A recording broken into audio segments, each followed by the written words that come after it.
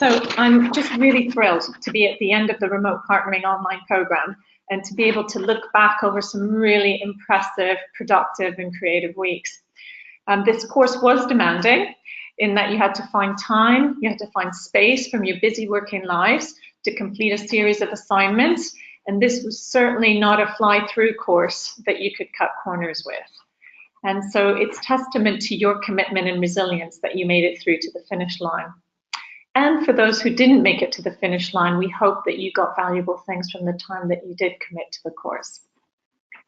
So courses are always brought to life by its participants and the culture that they bring to it. And you certainly brought your enthusiasm and creativity to hand. From the outset, the course stretched you in all kinds of ways, from the technology you had to get to know and use, and the new way of learning in a variety of respects, and not through the usual lecture videos and click-through learning that you may have been familiar with. You were asked to bring your unique experiences and to add value to other participants' experiences as well. And I hope that when some of you got over the disappointment of not having an expert giving lectures, that you saw the benefit of this new learning approach, and that others also brought a richness to the course that a single tutor never could have. So I think it's safe to say that hearing about different participants' experiences and partnering contexts really helped us all to appreciate both the breadth and depth of this kind of working and how so many people are reliant on this form of working, particularly in the humanitarian sector. And we experienced the live and continually changing nature of this work, even when one of our Syrian colleagues had to leave the course midway because of insecurity in his own working environment. So as globalization keeps on globalizing us, not least the growing insecure places, we're likely to see much more remote partnering going on. And most of you will know that remote partnering is a new discipline with only early research and some newly designed tools and approaches at our disposal. This has meant that we didn't really have years of research or model after model to share. So this then left it a wide open terrain for discovery and co-creation and sharing of our experiences. Some of the remote partnering voices we shared with you in the community section was just that, giving you perspectives from people who have been struggling with this themselves and who are also able to share some of the things that was helping them to be more effective. So this course was uniquely designed to ensure that every part of the course is transferable back into your partnerships. So just to recap, firstly, the introduction of technology and supporting each other to get to grips with those new approaches.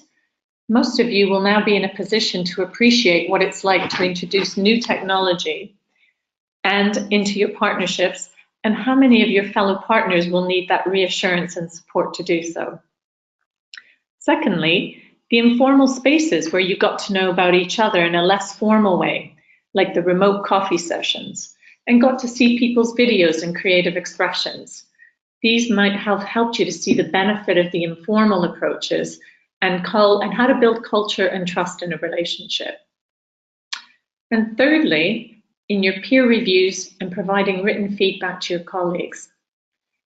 Feedback is a key skill we can always improve on, and I can say that for myself, and I'm sure you'll agree with me that having practiced our feedback is an invaluable skill we can bring back to work with our partners, both verbally and in written form. And I have to say, feedback is probably something we can bring in all of our lives in every respect.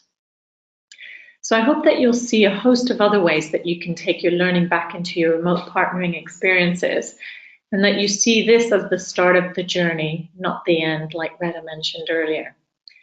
And as you go back into your partnerships now to see how the implementing of your how the implementing of your plans will make a difference to your communications or your effectiveness, we'll be really keen to hear what has made that difference. What aha moments you'll be able to report back to us. So for those of you that want to continue on the learning journey, there's also the possibility of doing level 2, which we've already told you about, and we'll touch again at the end of the webinar. So I want to thank you all, whether you've completed or not. Your presence was very much felt and appreciated, and you brought all the early work that we carried out to life by your engagement with us and with each other on the course.